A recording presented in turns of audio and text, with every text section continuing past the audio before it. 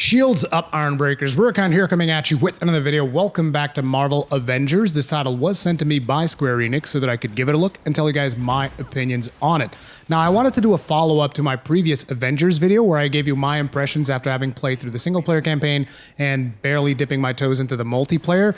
And naturally, I wanted to do a follow-up because this game is kind of going to live or die based around its multiplayer content. So I went ahead and I played 20 more hours of it. And spoiler warning, I've been having a lot of fun with it, and I plan on continuing to play it at least for a while longer because it hasn't really gotten old yet, despite the repetition on some of the missions, which a lot of people have pointed out, and I will dive a little bit deeper into that. But despite all that, I'm still enjoying it. I'm playing with my friend Kegrin. We've been playing just the two of us. We haven't done any matchmaking whatsoever. So it's basically two players, and usually the game pairs you up with two AIs because every bit of multiplayer content is kind of tuned around you having 4 characters with you. So you always have 2 AIs with you. And the AIs have been doing a decent job. Like, they don't hard carry the mission, but they'll pick you back up if you happen to die or something like that. So it's still useful to have them around, right? But anyway, naturally, I always read all of my comments to all of my videos, as you guys are no doubt aware. And a lot of the main complaints that I have seen in the previous video is it seems to be that people were expecting this game to be kind of like a single-player game in the same vein that what we've had with Spider-Man for PlayStation 4, which was a fantastic title, by the way. I greatly enjoyed Spider-Man. I've told you guys about it. There's probably a review on the channel, or at least a thoughts video on the channel. And I understand where a lot of people are coming from, right? Because I think that is kind of what is expected from these franchises. It's kind of like that single-player action-adventure, open-world experience that a lot of people want. And this game is not it. So that, I feel like, is one of the main complaints that people have. And another complaint is the battle pass structure and all of that jazz. So I'll try to share some more light into the battle pass stuff and also the progression that I've done so far into the battle pass to give you guys an idea of how fast you can progress through this battle pass, which in this game is called the challenge card. Although admittedly I myself have not been focusing too heavily on that, I've mostly been focusing on gearing up the 2 characters that I'm playing, which are Iron Man and Captain America. I've been leveling them up, and when you level up, you get additional skills for your skill tree, and I've been trying to increase their power level, which is essentially increasing their gear. So my 2 main complaints in the game still remain the performance, which is still a problem. It has not been fixed, even though in multiplayer is not as noticeable as in single player.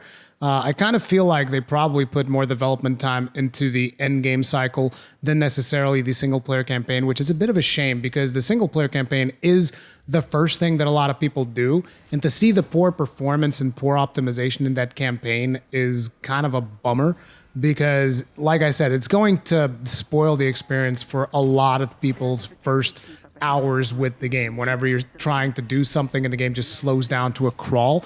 And even in multiplayer, when there are performance issues, it can be problematic if you're playing in the higher difficulties because the game, you know, it's going to want you to react faster to everything that is happening on the battlefield, but at the same time, the game itself is slowing itself to a crawl. Sometimes your inputs don't register properly because the game is exploding. As a matter of fact, in one of my live streams, Kegrin had died in a room full of robots, and I go in there with Captain America, and one of the abilities that Captain America has is that he can basically activate his ultimate, which is Brooklyn Brawler, and that allows you to throw your shield around, and each time the shield hits the enemy, it does like 3 or 4 hits worth of damage. So that's multiple hits. You guys know how this works, right? So I'm throwing my shield all over the place, and there's like maybe, I don't know, 10 enemies or something like that inside that a little tiny room. And I'm just hitting them so many times because I throw my shield and I'll hit like 5, 6 enemies. Each of those enemies is taking like 2, 3, 4, 5 hits at once. And the game just like is completely breaking down to a crawl, and it eventually crashed. And I've heard that other people have had issues with stuff like that. So as far as I'm concerned, performance should be their top priority when it comes to updates to Marvel Avengers. Like, I'm talking, you can even delay content updates. Just make sure that you fix the performance as fast as you possibly can. And then my other complaint that I have is that the loot, to me, feels kind of pointless until you reach the power cap.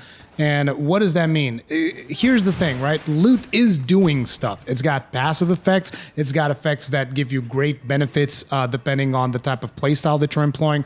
Like you might pick up a piece of loot for Iron Man that greatly increases your repulsor damage or something like that. I'm just throwing stats out there because again, I've played 30 hours of the game and I've never once paid attention to the stats and gear because the only thing that really matters to me is the power level. Because before I get to the power, the soft cap of power, which is 130 gear, I'm not going to care about loot because I'm going to keep replacing it as fast as it comes. Like I'm talking, I'll pick up a legendary at like, I don't know, 50 power level, and I'll replace it for a green of 51 power level. Why? Because that is going to increase my power level, and that is going to increase the power level of the next drop in the game, and that is going to take me faster to the 130 power level. And you guys are like, wow, that's a real min-max mentality, Rurikhan. You ever heard of fun? And it's like, yes, my fun is to min-max my characters as fast as possible to get them to deal as much damage as fast as possible in these type of games. Make no mistake, like I've told you, this is very much like Destiny with an Avengers skin. The thing that gets me so much, that I enjoy so much in playing about this game, is that third-person melee action is something that I enjoy. So it's a Destiny, except instead of being an FPS, it's a third-person melee action game with combos and stuff like that. And that, to me, speaks louder than a first-person shooter. So it's kind of like a Destiny, but it's much more in tune with my own personal tastes. And that's kind of why I still enjoy playing the game. But anyway, before you reach level 130 on your loot, I just don't see a reason to really optimize your gear at all, to really care if a drop is a green, a blue, and I don't even know. Green is what? Uncommon. Blue is rare. Purple is epic. And then yellow is legendary. I don't care what the thing is. I don't even care what it says on the item. The only thing I look for is like, what's the power level of this item? It's like, is it 110? Okay, I'm equipping this.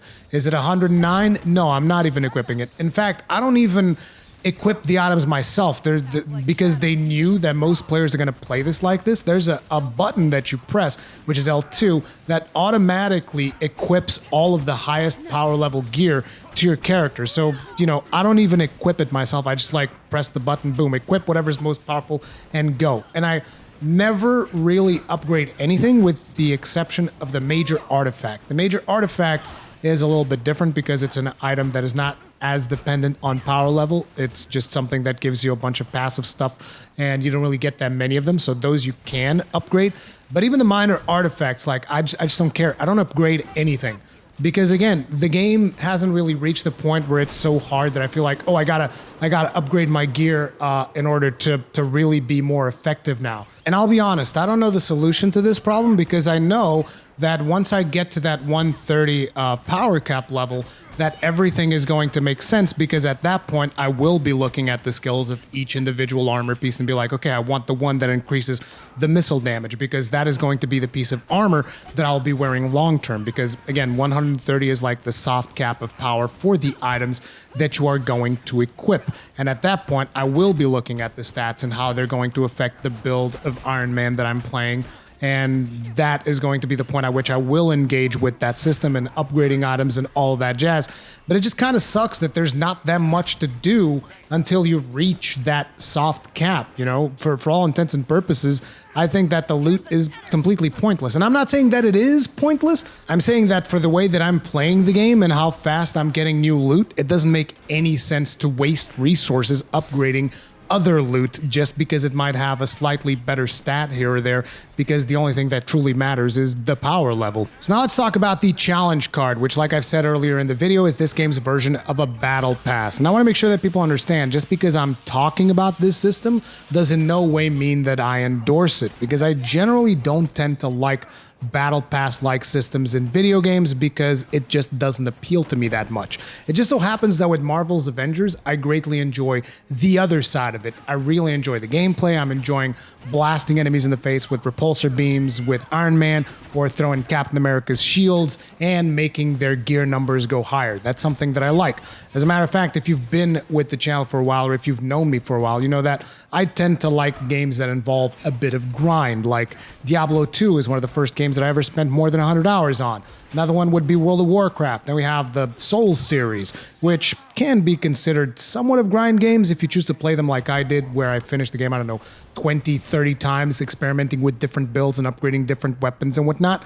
Then we got Monster Hunter, Final Fantasy XIV, Elite Dangerous, all games that I'm highly addicted to and that I greatly enjoy playing. So it's not particularly surprising that the systems present in Marvel Avengers is something that appealed to me, right? But when it comes to the challenge card, I just want to kind of explain to people how it works so that you have a good idea of what you're getting yourself into, because I saw some weird information circling around before the game came out, which was wrong, where people were telling me that like, oh, Rurikhan, you're going to have to buy a battle pass for every single character, otherwise you're not going to be able to unlock things in the game. And I was like, what? So you have to pay $60 and then buy a battle pass on top of it for like the base Avengers, and that's not how it works at all. So for the base game, which is what you're getting if you buy this, you have the challenge cards fully unlocked for all of the characters. So that's Black Widow, Hulk, Iron Man, Captain America, Miss Marvel, and I always miss one, Thor. All of those challenge cards are unlocked, and you level them up as you play these characters. The way that these work is there's a set of 4 things that you can do per character. 2 of those are daily, so they reset on a daily basis, and 2 of them are weekly. And now, the weekly ones give you 11 points towards your challenge card, and the daily ones give you 3 points towards your challenge card.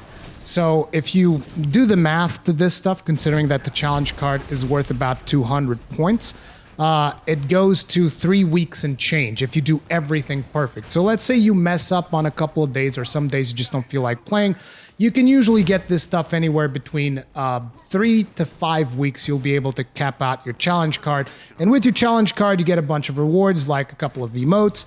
You get some credits. I think it's like 1,200 credits or something like that, which is the premium currency of the game. You get a bunch of skins for your characters, and you also get units, which are also used to buy stuff in their in-game cosmetic store. I know, it's complicated as hell, and I'm pretty sure that it is intentionally complicated to try and get people to spend some money on some of this stuff. And that is another one of the things that I'm not a fan of, having like all of these different currencies in the game.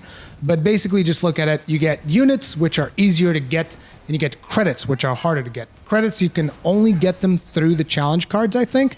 But the main thing here that you got to keep in mind is like, if you finish the challenge card for any of the heroes, you can get like 1,200 credits or something like that. And the new challenge cards for the heroes that they're going to release, they're going to cost 1,000 credits. So say if you, like me, if you really like Iron Man, and you level up his challenge card all the way, then by the time the Hawkeye character, the Kate Bishop or whatever, comes out, you'll be able to just get her challenge card and unlock it. And then if you play as her and you finish her, then you'll get even more. And I also read on a website, which was Den of Geek, in an article that they wrote, I read that they said even after you finish a hero's challenge card, you can still win credits with it. Not sure how that's going to work, because I haven't really finished any of my hero challenge cards. But if you're still able to earn credits from it, then that's even better, because mostly I'm going to be playing Iron Man. As a matter of fact, I'm probably only going to do the challenge card for Iron Man and Captain America, because I don't really care that much about skins for the Hulk or Black Widow or whatever. These are the 2 characters that I really care about. The other characters, I will level them up, but I'm not going to focus too much on the hero challenge cards. And the reason I'm even leveling up the other characters is because of mega hives and other things that aren't even in the game right now. So with the 30 hours that I have played, how much have I actually earned? Well, for starters, there's a bunch of skins that you can get just for like completing the main story campaign and just playing the game naturally. You will win a bunch of skins, but I'm mostly focusing on skins that you don't get from just playing the game. Skins that you get like randomly because you got like a skin pattern off of a box or something. And right now, the stuff that I've unlocked for the characters that I care about is on Captain America, I've unlocked 4 skins. And these are 4 skins that I got like out of chests from just playing the game. And then I unlocked 2 skins from Captain America's challenge card. On Iron Man, I've also unlocked 4 skins, plus 1 skin from his challenge card, because I mostly played Captain America, which means I did not play Iron Man's challenge card at all, so I'm a little bit behind on that. And then I also got, like, I think 4 skins for Hulk, because when you get skins, they're random. That's actually one of the things that kind of sucks. When you go to the fabricator, it's like it's completely random. So the way that I got like my 4 Iron Man skins and my 4 Captain America skins, they could have also just been 4 skins for Black Widow, 4 skins for Ms. Marvel. It's completely RNG, which that is another thing that I don't like. And besides all of these skins, I've also earned like 600 credits across Captain America and Iron Man's challenge card. And I'm pretty sure that by the time Kate Bishop comes out, I'll probably have 1,000 credits, because now I'm actually paying attention to the daily and weekly challenges that you have to do in order to advance your challenge card. But yeah, like I said, it's going to take you 3 to 4 weeks to complete a challenge card if you're really focusing on it. So, whether or not that's something that you like is going to depend based on each player. On top of that, I've also been collecting quite a bit of this other currency, which is units. And this you get a bunch of it from just playing the game and looting chests and stuff like that.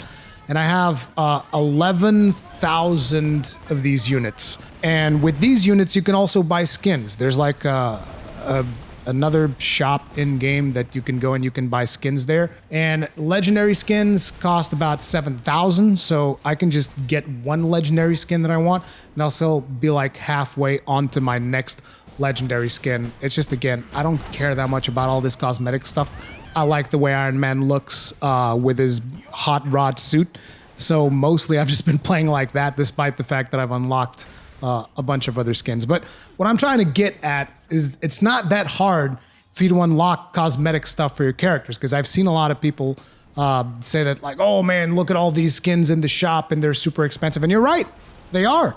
I completely agree. Like, even if you want to skip your challenge card, I think that's also super expensive, but that's because I don't think you should do it to begin with, because you should just play the game if you're enjoying it. And if you're not enjoying it, the last thing you should do is to boost through your friggin' challenge card. You should just not even play it if you're not enjoying it. That's the way that I look at it. But again, I'm still not a fan of the way that the challenge card works, but I am a fan of the gameplay. And that leads us into the actual gameplay loop that a lot of people are wondering, okay, so what's the repetition like? Is it very repetitive? Do you have to constantly do the same mission over and over? And let's just say that it's not perfect. There is a significant amount of variety into the things that you can do, but there is a limited number of biomes. I don't know the exact number of biomes. I think there might be 6 or 7 different biomes, and then probably 5 different types of like facilities that you go through. You will see the same tile sets quite often, but they change the positioning of like certain puzzles and switches that you'll have to get and whatnot. They get a lot of mileage out of a lot of the assets that they put in this game. I'll put it like that.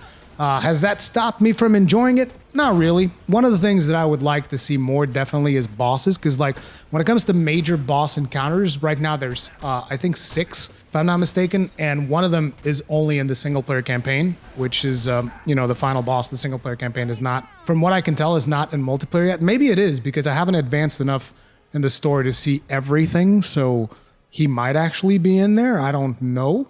But, I've beaten Taskmaster a bunch of times. I think I probably killed him like 4 or 5 times by now.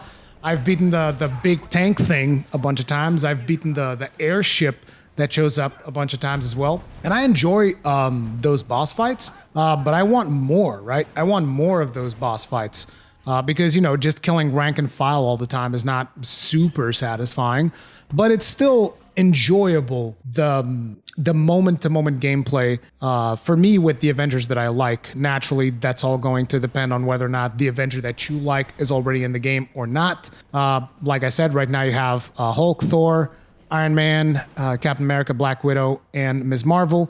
Miss Marvel is probably my least favorite one, and I'm not talking about in terms of her character or whatever. I'm talking about the way that she plays. I'm not into stretchy powers or whatever. I really like Black Widow, which I was surprised. I thought I wasn't going to care about Black Widow at all. I also really like Hulk. Hulk is just a complete power trip whenever you play as Hulk. You just like grab people, smash them in the ground, do the puny god move, rage through attacks and whatnot. It's pretty friggin' wild. Iron Man's pretty cool. I like him a lot, even though I wish the flying was... I wish you would get a better sense of speed from the flying. I'm not exactly sure how they can fix that because they can't make him go faster because he's already super fast. Like if you have somebody playing, I'm assuming Thor's the same thing, but I haven't played that much of Thor.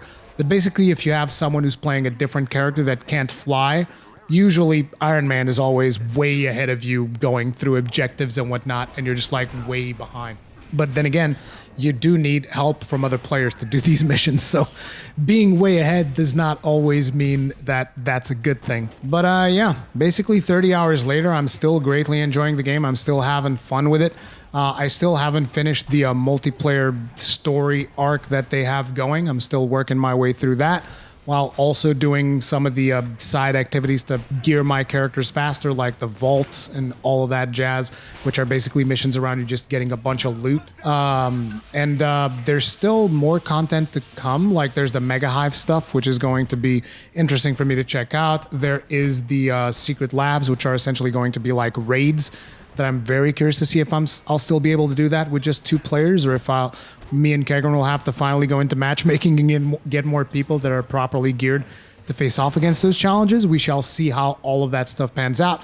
But for now, still enjoying it, and as long as I'm enjoying it, I'm still going to be live streaming it, mostly over on Twitch. So if you guys want to go check that out, that's where it's going to be. And yeah, that's going to be it for this video. If you guys enjoyed it, hit it up with a like. Are you playing Marvel Avengers? Are you not? Let me know in the comment section down below. And yeah, if you usually enjoy my content, subscribe, hit the bell notification icon, all that jazz, and I'll see you guys in the next one. Stay safe, stay strong, peace out.